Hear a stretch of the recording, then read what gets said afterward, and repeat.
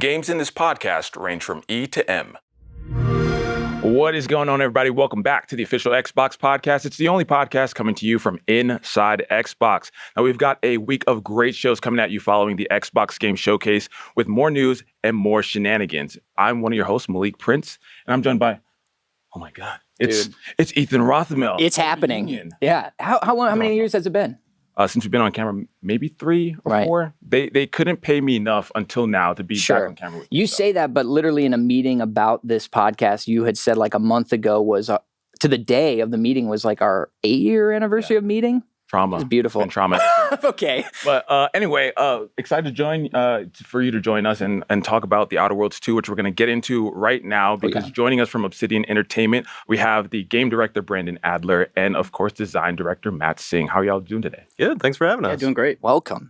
Good to have you here. Seriously, really looking forward to get to talk about this game. Obviously, coming off the heat that was Showcase. And, we learned quite a lot, and I'm sure the fans have a lot of questions. Sure. But I want to dive into a little bit about what y'all do. Brandon, game director, you've been at Obsidian for quite some time. Talk about your life at Obsidian so far. Yeah, so, gosh, I've been at Obsidian for almost 20 years, so it's been a while. Jeez. But it's cool. I mean, I got the chance to kind of work my way up through quality assurance, did that for a while, led that, jumped into production for a long time, did a lot of design work.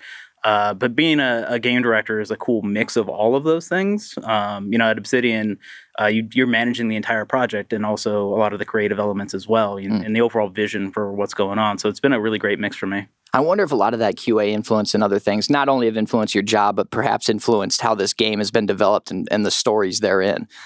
Well, I mean, in QA in particular, you get to see everything, right? You get every aspect of the game. Yeah. You get to understand all of the elements, how they fit together. And the same thing as production, right? Production, you also kind of get that as well. And so I think it really helps as you're kind of constructing a game to be able to understand all of the different aspects, how they kind of fit together. Yeah. And that's got like the same background as well. I was going to say, Matt, you've been at Obsidian quite some time as well. Let's talk about that a little bit. I've been at Obsidian for 17 17 now. Oh, wow. So been a long time. Brandon actually hired me. Oh, really? Oh, that's awesome. Yeah, it was my biggest mistake. Cool. It was still regret it. Yeah.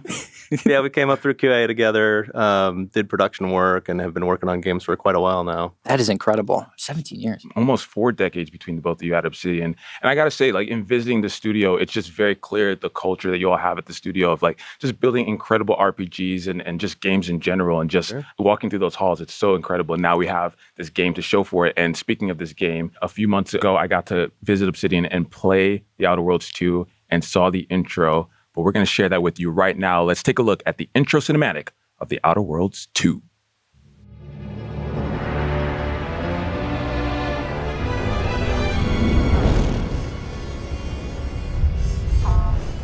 Commander, we've been hit by one of those space anomalies. Buddy? And the piloting system is down. Buddy. The astrogator's gears are shot! Get a hold of yourself. You're an Earth Directorate agent. Affirmative, Commander. What are the orders? Brace for impact. Unable to brace for impact.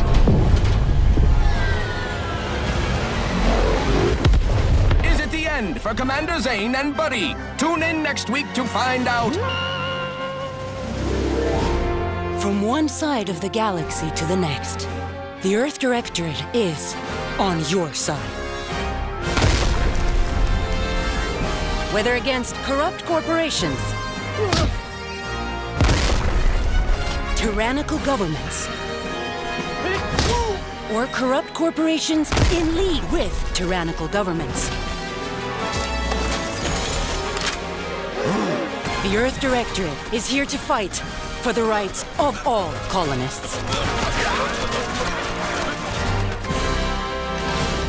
So remember, if you or your neighbor's government has turned tyrannical or sold themselves out to greedy corporate interests, just commandeer a skip drone and send the Earth Directorate an SOS, and we will respond immediately. Please allow 6 months to 10 years, depending on your proximity to the nearest Earth Directorate base and any unforeseen encounters. There we have it. So incredible. Let's talk about the opening cinematic that we just saw. Set it up. What did players just experience? So that kind of gives you a little peek into the Earth Directorate. So that's the player's faction.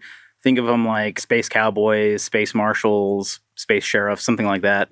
And so again, this is their propaganda that they kind of send out. It's in the form of a serial that people watch of Commander Zane and Buddy. They get to see, all of their adventures and, kind of get hyped up and want to join up. So yeah, I mean, that was really kind of setting the stage for the player to understand, okay, this is who you are. This is where you come from, at least at a basic level. And yes, they're going to be building out their backgrounds to kind of put a little spin on that. But that's really what the organization is about, and kind of, again, sets the stage for, all right, now in this first kind of mission or quest that you're doing, what does this mean? And how does that interact with that? Yeah, serial's a good thing to call it, because like it is reminiscent of like Flash Gordon, or even some of those like classic Americana shows, like The Shadow on cassette or something. Like it has that je ne sais quoi. You say it better than I do. Classes. Oh, there you go. Yeah, on the side. That's on the all side. we learned so far. Yeah. That's definitely a lot of the inspiration that we take from. And one thing that's actually really cool is you'll be able to find little like comics of Buddy and Zane kind of throughout the world, and they all have their own little kind of unique stories you can see. So Very cool. Very cool. Well, obviously, Showcase was, happened earlier this week, and folks have had a chance to get some information about the game, seen some videos on the game, obviously. But I thought it'd be cool if we could rewatch the trailer from Showcase, maybe talk about it a little bit with you guys in real time. Yeah. Sweet. Let's do it. Yeah. Without further DVD commentaries esque, All right. Yeah. We can talk on top of it. I love it. I love it. Let's do it. Oh. Yeah, so establishing shots of our beautiful environments, got to have that. Yeah. We wanted to have bigger worlds, and so this is really just showing these big, expansive environments. Yep. And the invasion, obviously, the crux, kind of the pivotal moment that we get dropped into here. So the cool thing about this is from Auntie's point of view, right? Of like what's going on in Arcadia itself, and so you're getting like the Auntie's Choice version of kind of what's playing out. Yeah, very sanitized. They're not alone in doing so. Just a lot of stylistic choices already, and you can see across the different environments, like in such a short time. Stealing the Protector's brain. Yeah, we wanted each faction to have a very strong visual identity, and even the environments that they're in have that as well. Yeah. This stranger aligned with the Order and that world computer of theirs. Ugh, creepy. Don't touch that. Oh! Yeah, you should not have touched that. Yeah. Seeing some platforming here, a little bit of innovation in weaponry. Yeah, exactly. We spent a lot of time really revamping that. Oh, the ad bots. That one's pretty fun. Get out there and buy our way to victory. Gotta have the slow motion shots. Yeah, of course. Yeah, we got that 2TD back end, so that's always fun to play with. And the music here, I gotta call it out, so good. Yeah, so the music, it's interesting. He's actually, you can hear him talking about yearning for something. He's actually yearning for a product. So everybody thinks it's like, maybe his wife or a girlfriend or someone else. Like, no, it's a product. That's so good. So fitting for the game, yeah. Oh, and you see Amos in there. I was going to say, is that Amos from the episode Secret Level? From the Secret Level. That is awesome. It's a really good trailer. It gets you really pumped. Like the pickup of the music, the action. There she is. I love this part. Oh God! Yep, there you go. There you go. There you go. You got to smash small guy. So satisfying. Oh, nice. Blurring something at the right time is always funny.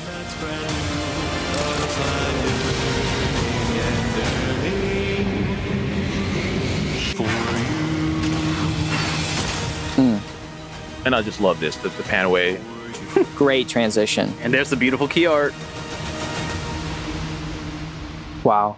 Yeah, I literally walked into the studio today and I love the key art for this thing. It looks so good. Yeah, I mean, let's talk a little bit about what goes into something like a key art or a trailer. Like this game is going to be obviously that have so many different aspects to the story, to the weapons, to the characters and companions. What goes into making a good trailer like we just saw?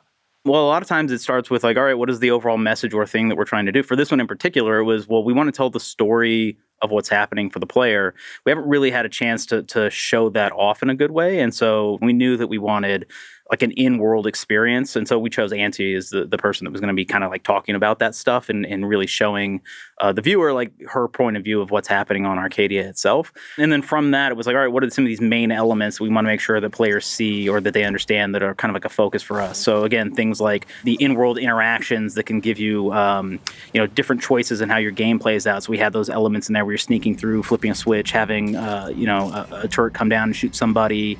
We had things like, the weaponry, obviously, showing you like, we've got a ton, like even the stuff that players have seen at this point or viewers have seen, it's a very small number of the actual overall uniques and things that we have, but we just want to keep showing off more and more cool stuff like that. So we just go with those high-level goals, and we try to construct something around that fits really well. Yeah, did such an incredible job. You said it in the trailer. You kind of highlighted how the trailer's told from the perspective of one of the factions, right? Yeah. Specifically, my girl here. But I'm curious, like outside of the Earth Directorate, what are the other factions at play here? Can you tell us a little bit about that?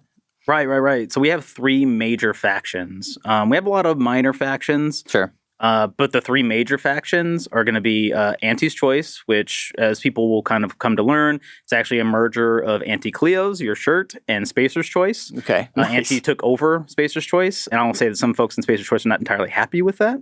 Oh, cool. Then you have the Protectorate. Those are the more authoritarian faction that you can see, and we'll talk about some of that stuff as well. And then we have the OA, the Order of the Ascendant. When we were originally doing that stuff, we wanted, at least for the 3 major factions, we wanted different aspects of life and just, we wanted different points of view of just what life was on Arcadia and how that came to be. Initially, we had almost like a triad of, we have like the Crown, which is the Protectorate. We had the Church, which is the Order of the Ascendant. And then we had like the Merchant class, with Auntie's Choice. And like, what is the interplay between all of those and how do they view the world and how to interact with each other? Matt, if you want to go maybe a little bit deeper into each of the factions. Yeah, Brandon kind of did a really good overview, but for each of these factions, we really wanted them to feel distinct and have their own flavor, right? First game, very, very heavy on the corporate tone, which was really cool, really fun. We wanted to expand that in a lot of different ways. And that's why we gave these additional new perspectives on kind of how you deal with governing people, right? Yeah. And we go down to even like, we want them to have different visual identities. So our art director actually picked like different color and shape language for each of these. So Protectorate, very like rectangular, very angular. You'll see a lot of that. For the OA, they're always using like circles, constellations, things like that, that you'll see kind of come through their art.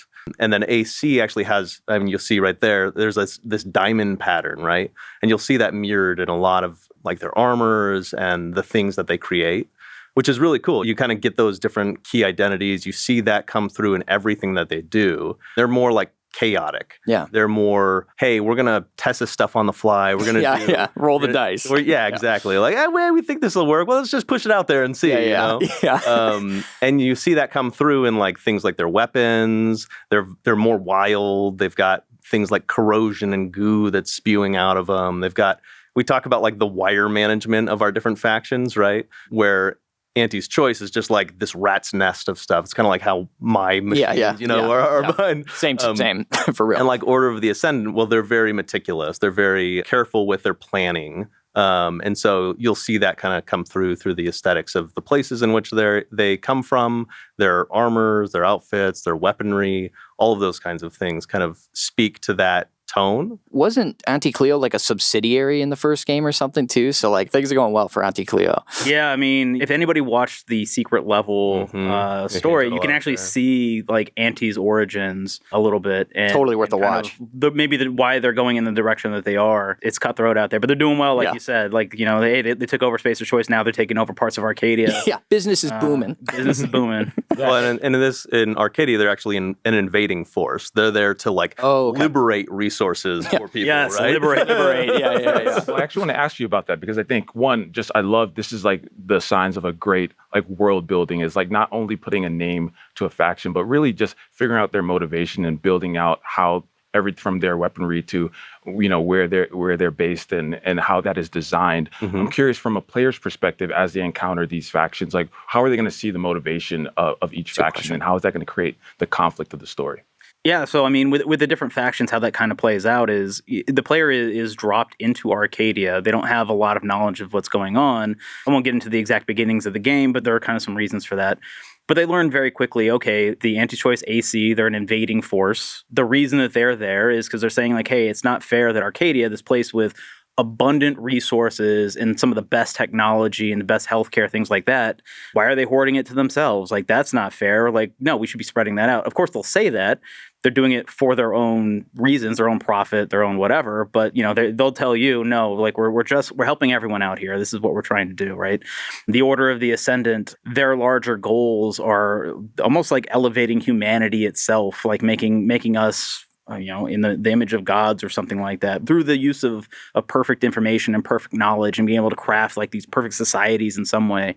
And then you have the Protectorate, which are authoritarian. You know, it sounds pretty bad on the outside from us, but if you really talk to the Protectorate folks, most of them were fairly happy before AC came in and disrupted everything. Like, they had a utopia of sorts, right? Like, yes, it was one where they'd had to play the cog and the machine kind of thing, but they were happy doing that because they had, again, the best food, the best healthcare. They didn't really work. They had automechanicals that would work for them. They would just program the automechanicals, and then now everything is kind of falling apart a little bit. That's actually even what caused the OA to split away from the Protectorate. Originally, the OA, the Order of the Ascendant, was part of the Protectorate. It was their wing of like the church. Okay. When AC came in and everything started to crumble a little bit, they said, hey, maybe the Sovereign, the head of the Protectorate, maybe he doesn't exactly know what's going on here. Maybe he's a little too young. He took over, and maybe our way is a better way. And then that's when they kind of split off and caused some of this chaos that's going on. Yeah, and the OA, so they follow what's called the Grand Plan, right? Of course. They believe yeah. they believe that through prediction, through mathematical calculations, they can predict the future. And if they follow that, it will be towards good ends, right? And that comes through in things like, hey, they have a giant world-spanning computer that is built into this kind of moon, ice moon, right, to cool it down. Nice. Which is really cool. Yeah, that is really cool. And you can interact with that machine, but like they'll use that to try and get prescient knowledge that they can then use to govern their people, right? Yeah. And again, we go back to, there's a lot of themes of how to govern through these different kind of worldviews, and what does it mean in terms of, Protectorate, they give up freedom for comfort, and is that a valid way to, be successful or not? Sometimes the freedom in which somebody like Anti's Choice provides to its people, it produces some very cutthroat things that are maybe not good for the collective, right? Yeah. And so we get to question some of those things. Yeah, it's very clear, like, players getting dropped in and kind of not having a ton of knowledge about it. They're really going to have to, like, base their decisions on, like, maybe who to align with based on some of that propaganda and, like, who you actually believe. From a player's perspective in Quest, like, how much can you align with a specific faction? Is it, like, quest to quest, or is it like I can overarchingly align with Auntie's Choice or Order of the Ascendant? Yeah, I mean, just like most of other Obsidian games, like we have faction quest lines where you can go in there and you can support them and kind of work with them. Again, pushing their agenda forward. You don't have to, but that's always a choice. The Protectorate's a little bit more limited in that respect, but early on in the game, you get to work with them, mainly because you really want to be able to see the actual lives of the citizens. Like, again, you're hearing a lot of the propaganda as you're either listening to the radio or you're hearing people on, AC side talk about the Protectorate and how bad they are or whatever. And then when you go and find them out in the world and help them, you're like, well, actually, in some ways, they're kind of noble in how they're dealing with things. And like, yeah, that's a bad lot that they got right there. And you might not even agree with how the Protectorate is treating some of these people, but you can understand why they have that loyalty to their various factions, right? And so to go back to your original thing, like, we allow players to really delve deep into this and really support these factions. But again, like, we always want to make sure that we have the ability to kind of jump between that stuff. If you don't feel like supporting them anymore, maybe jump to a different one. Cool. As long as you haven't screwed them over too bad, you're probably fine. Yeah, and you're an outside agent to this system, right? You can align with these different factions, or you can carve your own path. Yeah. You don't have to align with them if you feel like their path is not the right one. You can do your own. And because you can kill anybody and everybody in this world. And if you're Matt, you will. Oh, interesting. I mean, sometimes you can. Tough day at the office. Take it out on everyone in Arcadia. Sometimes you can get yourself into situations where, like, okay, I'm building these relationships, but if things go south, like, they can go real south. I love that. And we tie that in also with, like, our companions, because these companions that you have, they might share or not share these worldviews as well, and you're gonna have to navigate that with them. which could also lead to some really bad conflicts with them as well, them leaving or maybe even turning on you, which can be really cool. It's like the most powerful calculator in the world is this like ice planet. I feel like you'd be Order of the Ascendant just because of that quick math you did adding up their tenure at Obsidian. I mean, that was quick math, and I do want credit for that in the comments. But no, I think I probably Auntie's Choice. I feel like I'm a little bit more, Purveyor of freedom. Yeah. And you got the shirt, Messy cable management. That's mostly what it is. I hear you. Yeah. We're all a little Auntie's Choice. I like that. I always equate my RPG gaming and single player gaming to playing dolls a little bit because I really do like to immerse myself in games and just like live in those worlds.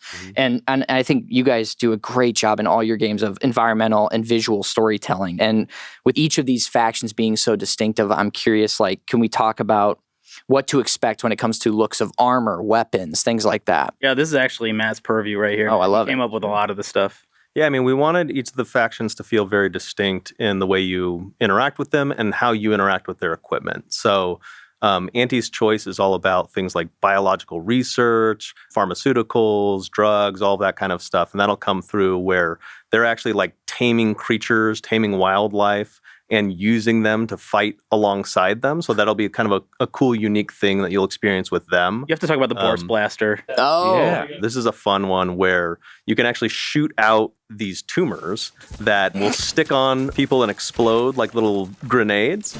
But another cool thing is from the first game, we had these things called cysty pigs that had tumors that you could actually eat, right?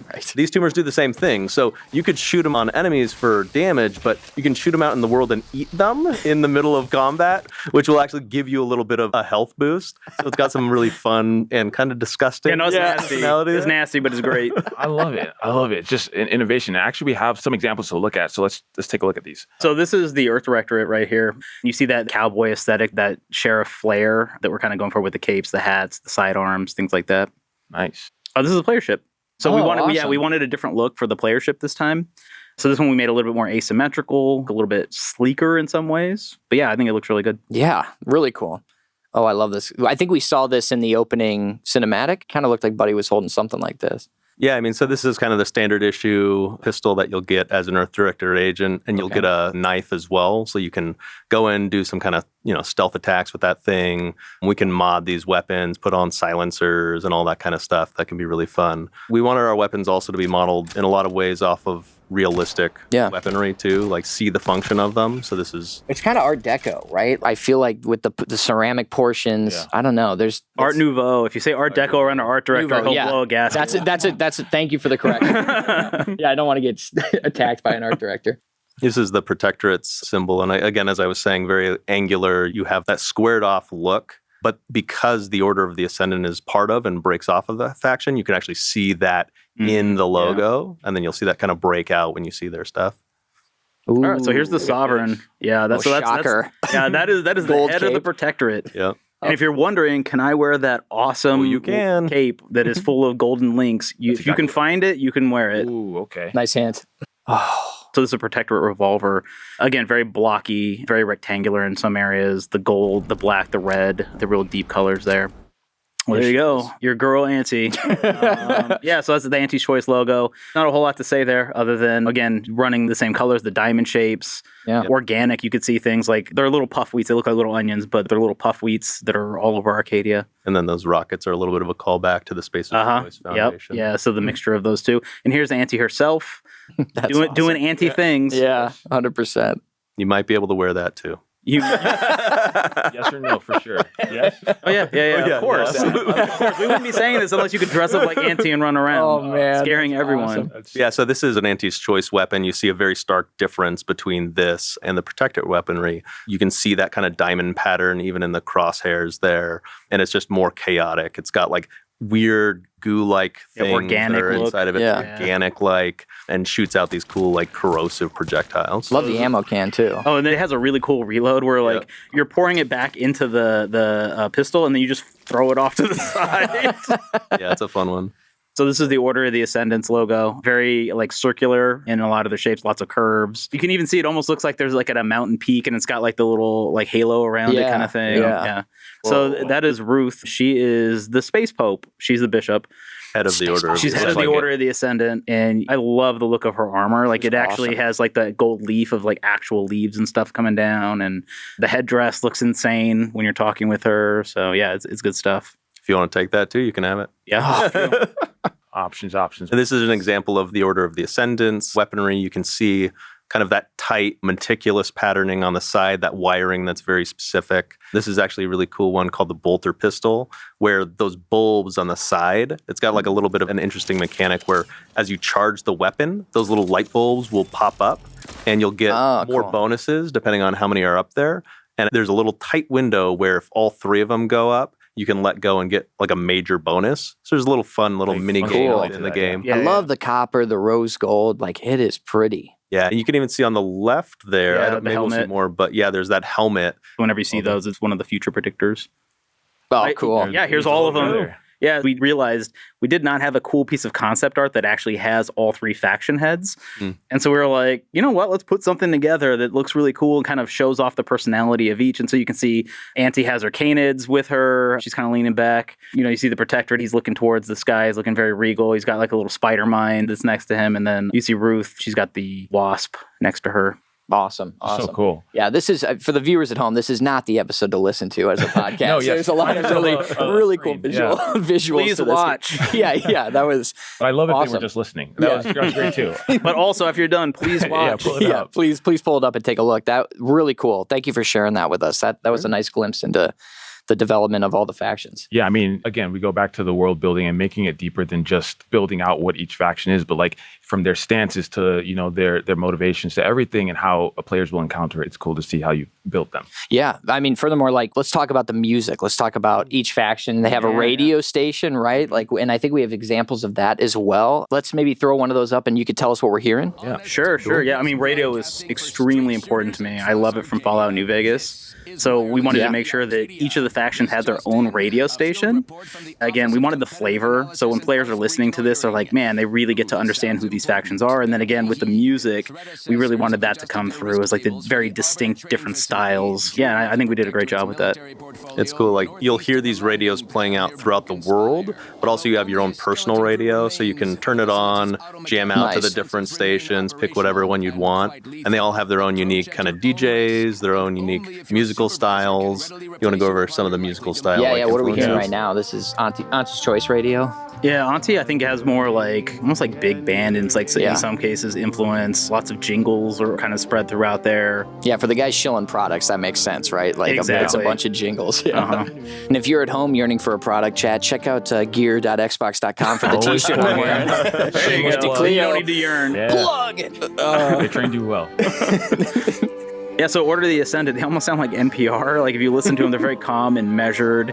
And then their music is, if you were to take like new wave, new age kind of music and then de-age it and get it all the way back to like the 1930s, like, this is probably what it would be like. It also has a lot of references to things like mathematics and science, like throughout their entire thing. It's just, that's something that's important to them, so they just constantly talk about that and push that forward. And as like the religious order of this system, you kind of get some of those like bells and tones in there, almost like church-like. I think I'm going to end up listening to this the most. I like that kind of like talk radio style and like makes you feel really intellectual in some ways. Yeah. I do love that there's multiple radio stations because it really is like, it's one, to your point, it's immersive. Like, it really does suck you into the world and like what these people believe in and the environments they live in. But two, like, just that you can kind of mix it up. Like, you know, depending on the mission, who you're supporting. That's great. One of the cool things is you'll hear like calls to action, people talking about events within the world. Cool. And if you switch between different radio stations, you'll get different perspectives on that same event, right? So you'll see a perspective for Auntie's Choice versus the Protectorate versus the OA, how they all see these things differently. So awesome. Yeah. I think the name of the song is Irrational. It's about irrational numbers. It's really great. Oh, man. One thing that's kind of cool, our production director is actually an accomplished musician himself. And he wrote some of these songs for us, like did all the lyrics and did some scratch for it, which is pretty fun. That is awesome. Maybe we should book in this because we're going on to the next station, but I do have a question on that. So Protectorate's up next here. Yeah, with Protectorate, you're going to hear a lot of military themes, obviously. Yeah. A lot of military anthems. Yeah. A lot of like almost Soviet era sounds. Yeah. That's immediately where my mind went. Yeah, again, it's very, I don't know, brutal is a good way to put it. rhythmic. Yeah, yes, rhythmic's a good word.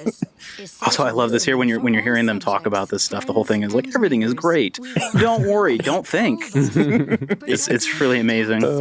If ignorance is bliss was a faction. Yeah. Again, talking about how great their system is, how Arcadia is perfect.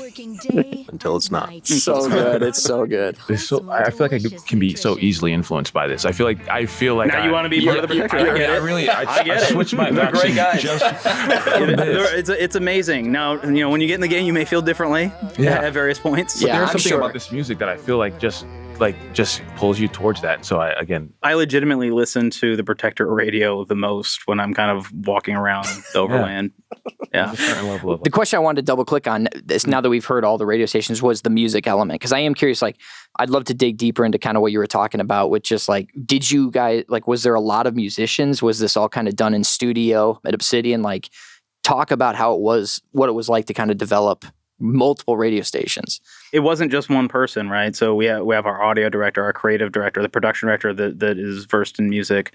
They did a lot of driving for all right, so how should, not only what are the overall themes, coming from the creative director, but all right, what does that sound, right? Again, if you're taking the Protectorate, for example, what does a militaristic society, what is an authoritarian society, what kind of music would they play, what are the themes and things they would talk about, and how would they push that stuff, right? So they sat down and they really worked through a lot of the stuff. They had tons of different references. I would listen to a bunch of stuff and go yeah, I think that sounds pretty good, or maybe more like this. And they really kind of hone that in. And then, in terms of who's doing all of that, we work with some folks at a place called Interleave. So I know that they did a bunch of the work of constructing those things with our team. We had lyricists that we hired on top of that. And so overall, I've just been extremely happy with the process. We've got, I think, over 20 tracks for each of the radio stations. Original. Yeah, original. All of them are original. 60 original tracks right there. Holy crap. It's a lot of music. If you just listen to it, you're probably going to listen for a couple of hours before you kind of hear the same stuff again. Oh, that's awesome. Soundtracks in games are so important, but it just goes to show the dedication and attention to detail that you all kind of went through. But as we're wrapping up, I know this is a super exciting time, and I think that the discussion we've been having around factions is just an added layer. We've seen the trailer, we've seen the direct even, and now the motivations of the players and the factions, how those things interact is going to be so great to see. But any last words that you want to share kind of as we head towards launch later this year with the fans out there watching? Yeah, man, this is a labor of love. We love the Outer Worlds one, and we wanted to give players more of it. We wanted to give players more of what we love about Obsidian games. So a lot of this is harkening back to how we used to do things in a lot of ways, really doubling down on our reactivity, getting a lot of the flavor. I reference Fallout New Vegas a lot because that was very influential for me. I love that game, and I think it's some of our best work in a lot of ways. That's why we have 3 major factions fighting over stuff, That's why we made sure that we have quests that, again, have short-term, medium-term, long-term reactivity. That's why we have these interactions with these factions that are happening all the way throughout the game, not in just sections of the game. These are all very important things to us. And again, to the players, I think they're going to love it, and I really hope that they do, because again, I think this is a harkening back to the best of Obsidian. I'm so ready to be hurt by Auntie Cleo. I'm so ready, like Amos, man. Yeah, I think we had a strong foundation that we built with that first game. And kind of our motto was expand and deepen for this second game. And the factions are just one way that we've done that. We've really expanded that out in various ways and actually tried to deepen their relationship. But that should show through, hopefully, across all aspects of the game. We're really excited for people to get their hands on it. Yeah. I'm excited to play it. I know. And so if you all are excited to play it, you know what to do. Pre-order, wish list, do all of the things to make sure that you can play on October Please do, 29th. or Matt does not get paid. There's your motivation. Not if they don't wish list. Brandon, Matt, thank you so much for joining us today. Really appreciate the time. Malik, our time together has come to an end again. I wish I could say it was a pleasure, but I'd be lying. Unbelievable. That is my BFF. Yeah, I love that you guys are on my side. Thank you. That's awesome. No. Anyway, we have a whole week of amazing deep dives into the games that you saw at the official Xbox Game Showcase. Speaking of which, we had a chance to talk about Grounded 2 a little bit earlier, which is incredible. And of course, you all shipped Avowed earlier in the year. Now with the Outer Worlds just a few months away. what's in the water over there? Like, how are you all doing what you're doing? It's incredible. Honestly, it's just a mindset, man. Like we love to make games, and we focus our whole studio on being able to put games out in fast, efficient ways, right? Like everything that we do is the thought of like, all right, they always say always be shipping. It's kind of lame, but like it permeates everything that we do and we talk about. Of like, yeah, like let's always get something out to all the fans, so they're always gonna be able to say that like, yeah, I got to be playing an Obsidian game this year or next year. We don't want to go gaps of like 7 or 8 years before the players can play an Obsidian game again. Yeah. Matt and Brandon, thank you so much for joining us. It's been incredible. And of course, you all can pre-order the game right now. Please do. Please pre-order right now. Pre-order right now. They're telling you. And again, check out The Outer Worlds 2 when it launches later this year. Again, thank you all so much for watching, and we'll see you on the next episode of the official Xbox Podcast.